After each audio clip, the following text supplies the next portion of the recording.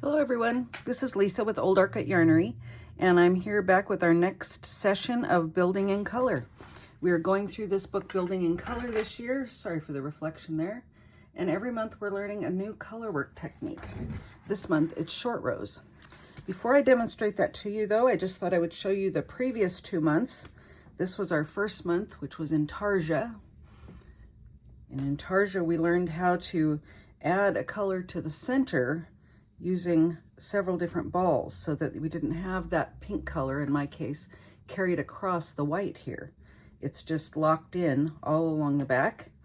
So we learned that, and then we also learned this embellishment technique to make these little rosettes. So that is the first one. And then the second month, we did double-ended knitting, where we had to slide the work back and forth along the circular needle or double point if you're using that, so that we could make this kind of a pattern here. You can see the multicolor yarn I'm using. Let's see if you can see it well on camera. It shifts color, so it goes from more pink and orange here to a little more orange with a little bit of pink in it here. So my swatches or my panels are blocked. They still are rolling a little bit on the edges, but I'm not worried about that. When we join them together, that'll be taken care of. So let's get on to this month. This month it's short rows, and we're going to be making a pattern that looks like this with these leaf shapes that are going in the field of the background color. I'll show you mine. So far, it's fairly straightforward. Now, if you've done short rows before, whether you have or haven't, you may have heard that there are several different ways to do short rows. Sometimes there's wrap and turn method.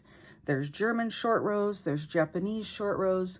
They all have a different way of completing the short row, but essentially a short row is just that you knit one direction and then you knit back and you stop short before finishing the row, and you go back and forth a little bit to create a wedge of fabric, and then you continue knitting on to finish the row. This particular method of doing short rows is just a very simple one. It doesn't involve any wrap and turns. It may leave a little hole at sometimes where you do the turn, but in this application, it's not that important, and I don't think it's very noticeable. So I'm going to demonstrate that to you now. This is a very straightforward panel. It's got 16 rows, and you're going to complete those 16 rows. This is 16 rows here. This is one repeat. You're going to complete those 16 rows as many times as you need to get the length of your panel. We're going for approximately 36 inches if you're doing it as it is indicated in the book, or you can do it to whatever length you choose that you want your blanket to be. Because the pattern, well, let me just show it to you. So you can see the pattern in the book. I'm not sure if you can see that very well with the reflection, but in any case, it's on page 17 of your book.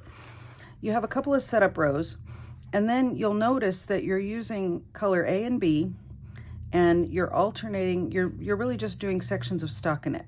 So row 1, right side, color B, you're knitting, row 2, purl, row 3, knit, row 4, purl. Then you're switching to color A in row 5, and you're knitting and then knitting, because that's going to create this little garter ridge before you do the short row. Row 7 is the short row that creates this little wedge or this leaf. And then row 8, you're knitting to create the garter ridge on the other side. And then you're just going back to stockinette in your color B, with knitting on the right side and purling on the wrong side. So because of that, to make it easy for myself, I decided to just make a little list here, and I've written all 16 rows. The ones that are circled, where I've circled the number 5, 6, 7, and 8, those are all done in my color A. 13, 14, 15, 16 are color A. So I know that 1 through 4 are color B, 9 through 12 are color B, and it's just stockinette. So knit, purl, knit, purl, knit, purl, knit, purl. When I get to the white, the ones I have circled for color A, I know that if there's no star next to it, I'm just knitting and purling. Row 7 is the short row, so I have to do something different. And then here I'm knitting. Same thing here. I'm just gonna knit, knit, short row, knit.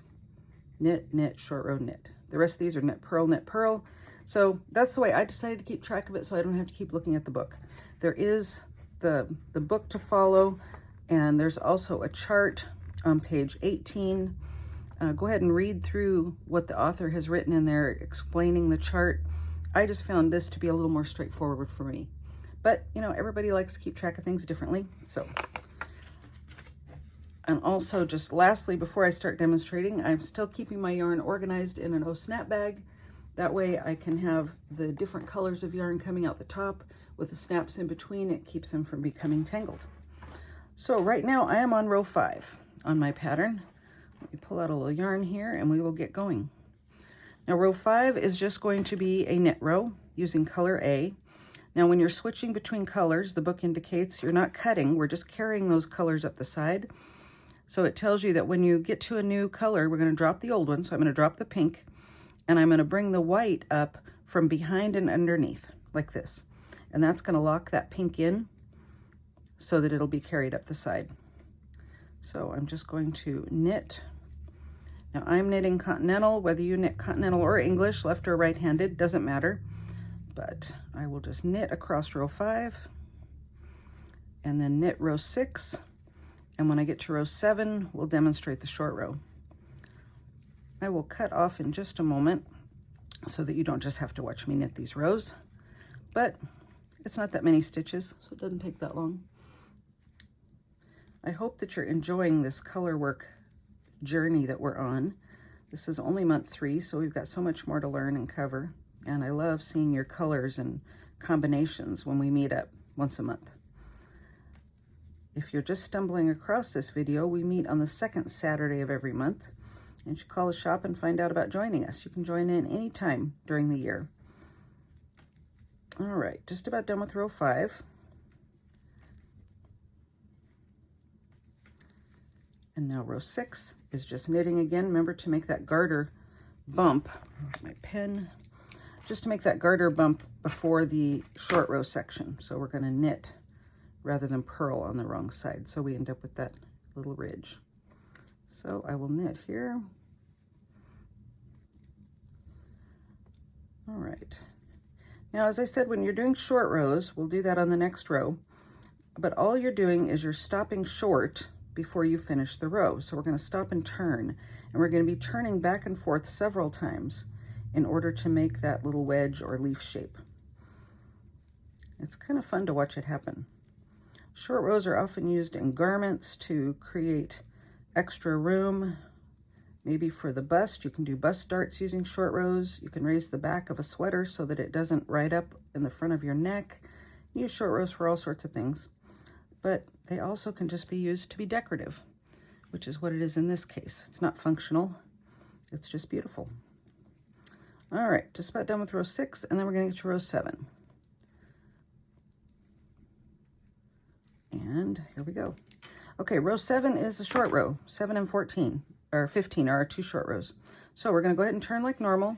Row 7 indicates I'm still using color A. Excuse me. So I'm going to knit 3. And then you'll see the parentheses there if you're following the written instructions on page 17. We're going to knit 3. And now I'm going to knit 7 and turn. 2, 3, 4, 5, 6, and 7. And now I'm going to turn. And it says slip 1 with yarn in front. So my yarn is in front already, so I'm just going to slip that over. And now I'm going to purl 2 and turn. So you'll notice there's my yarn coming off of the right needle now since I slipped it. If you're doing German short rows, if you've done them before, you'll be tempted to pull that up and over. We're not doing German short rows, so just leave the yarn in front where it is and go ahead and purl 2 as indicated in the pattern. Then we're going to turn. We're going to slip 1 with the yarn in back, which is where it is already, always slipping purl-wise. And now we're going to knit 4.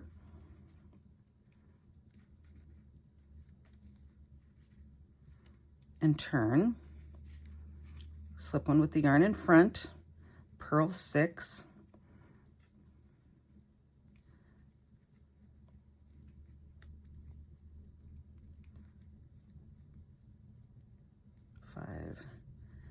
and 6, and turn, slip 1 with the yarn in back, knit 8,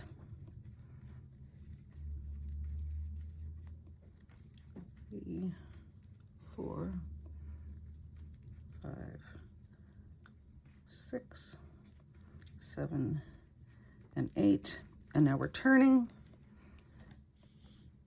and we're going to slip with the yarn in front and purl 10. You'll notice we're increasing by 2 every time. Oops. 3, 4, 5, 6, 7. Now you notice this big gap right here? This is 8. That's where we turned before.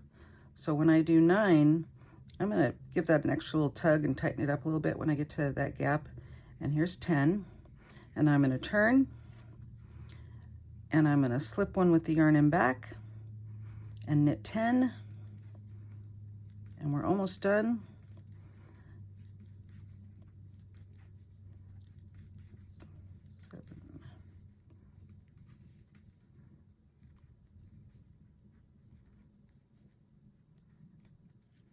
So that was,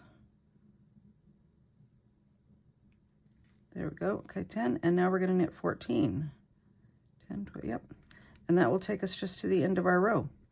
So we're just completing the row now. So we did our short rows by turning and going back and forth, and it made this wedge here. And now we're just going to continue knitting to the end of the row with that knit 14, as it indicates on row 7 of the pattern.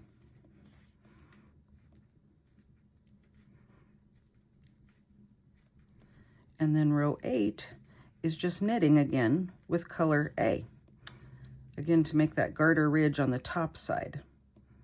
So we will turn and just knit row 8. And then we're going to switch back to color B and just do several rows of stockinette where we're knitting on the right side, purling on the wrong side. And then we'll do one more short row section for this repeat. Each 16 row repeat has 2 short rows in it to make those 2 leaves or wedges. So we get to the end of this row, and then I'm going to turn around and show you. Then I'll stop the video and get to another short row section in row 15, and I'll just show you again. Okay.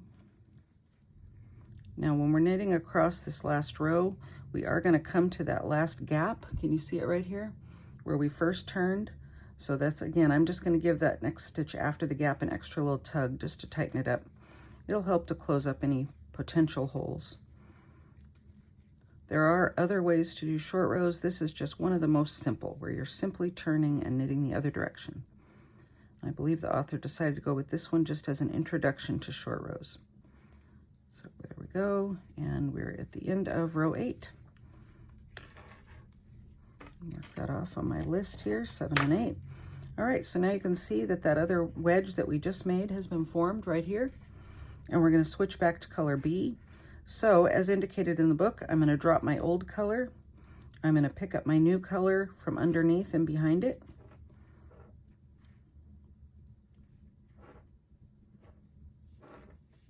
And then I will continue on with row 9.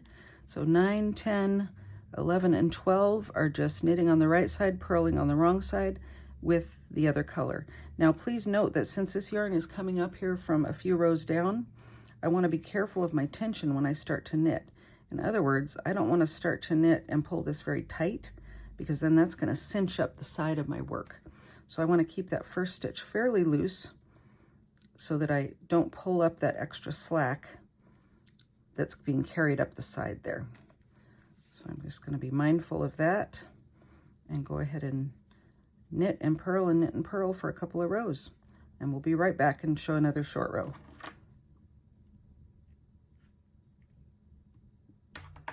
Okay, I am back to row 11. Nope, I did 11 and 12, sorry. I did 9, 10, 11, and 12. I'm back to row 13 where I'm going to switch to color A. So I've just completed this stockinette section right here. Here's the short row section we completed together just a few minutes ago. And so now we're going to go back to color A. So I'm going to drop color B, And I'm going to pull color A up from underneath it like this.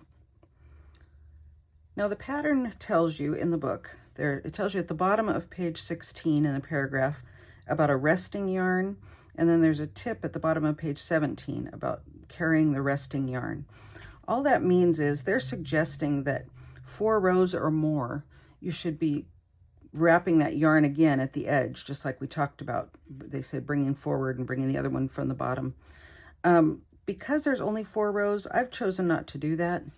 I feel like that's not too far to carry up the sides across the 4 rows. I think you can see that. This is going to be in the seam of our blanket that when we're all done anyway, so it doesn't bother me. But if you want to follow what it says in the book, they are suggesting that every 2 rows, you're locking in that resting yarn, which in this case would be the pink is what's resting because I'm not using right now. They also caution, as I mentioned earlier, about when you do carry it up, to be careful about keeping your tension consistent along the edge. All right, so now we're going to do row 13. Row 13, we're back to color A again. We're just going to knit rows 13 and 14, and then row 15 will be our short row. So I will just knit with color A.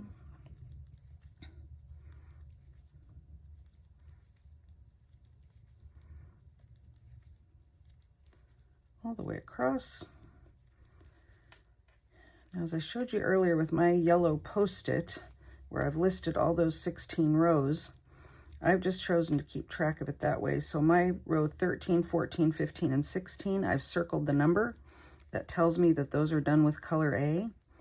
And I just know that everything that isn't the short row with color A is just knitting. Not knitting on the right and purling on the wrong, because we want to create those garter ridges before and after the short row section. Okay, so there's 13. Now I'm going to turn, and I'm going to knit across row 14. Now, in order to make sure that your yarns don't tangle too much, I'm using the O-Snap bag to keep track of my balls of yarn. But I also want to be mindful of the direction I'm turning when I turn my work, especially during the short row section when we're turning back and forth fairly often. If you're not careful, you could just twist those yarns together like crazy if you just keep turning in the same direction every time. It's not that bad to untangle it if you need to, but it's something you can just be mindful of if you don't want to have to worry about that.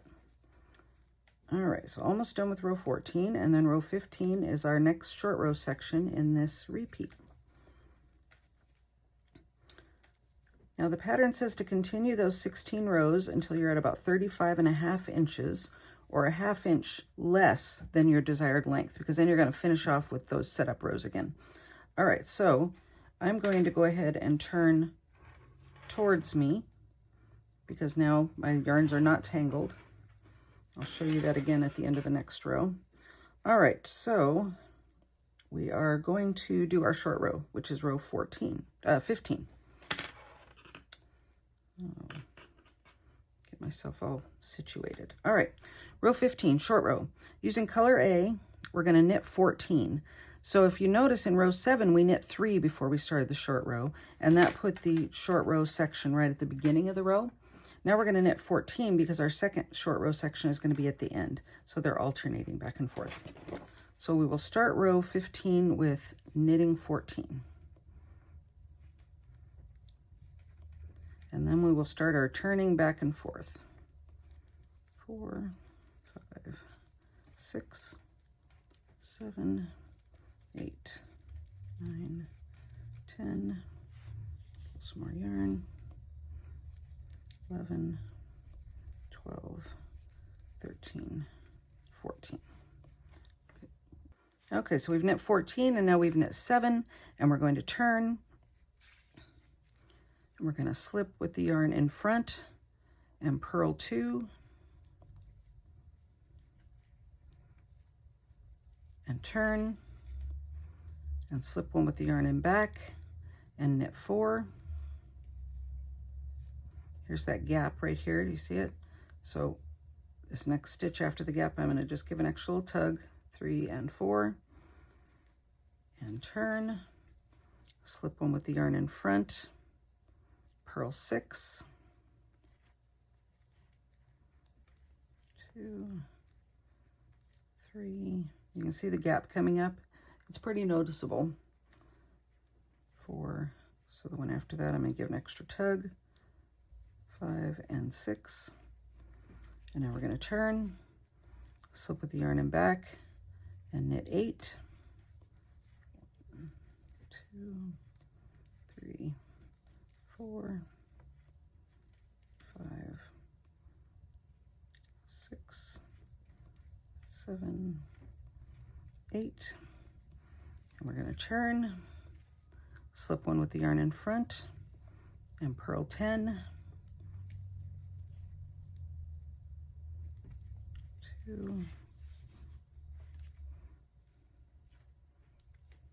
3, 4, 5, 6, 7, 8, 9, and 10. And now we're going to turn. I'm going to slip one with the yarn in back and knit 10.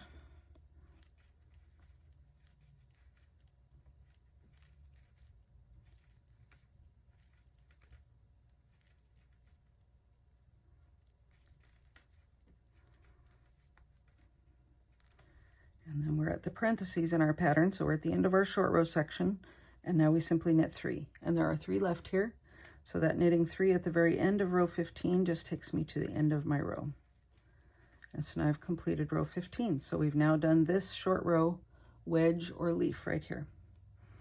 So now we will turn, and still using color A, row 16 is we will knit, and that will be the end of our repeat. All right, we've now finished all 16 rows of the repeat. I've got 2 of them done here. So one repeat is the 2 short row sections, and the second repeat is these 2. So because I started with some setup rows, I'm going to measure my repeat from the top of this short row section to my ended work here, so I can get an estimate of about how much a repeat is. It looks like for me a repeat is about 2 inches. So approximately 18, maybe a little less, maybe 17, and then I'll remeasure repeats so that I can get to my approximately 35.5 inches. And then I'll do that little setup section of 4 rows at the other end so that it matches. So I'll end up with about 36 inches. They want you to end after row 4 or 12. So before you start with the color A. So you're always going to end after, just before you start the next short row section. Okay, well, have fun with that short row section. I hope you enjoy it. You'll notice there's some little bumps here. Don't be bothered by that. The pattern even tells us in the book that this provides a little extra dimension and texture. When you block it out, you can block it to be more flat, or you can let it stay just a little bumpy to have some dimension in your final project. As always, get a hold of me if you need anything at all. Remember, Help Desk is available to you on Wednesdays and Saturdays from 1 to 2:30. And I love to see your work. See you soon. Bye-bye.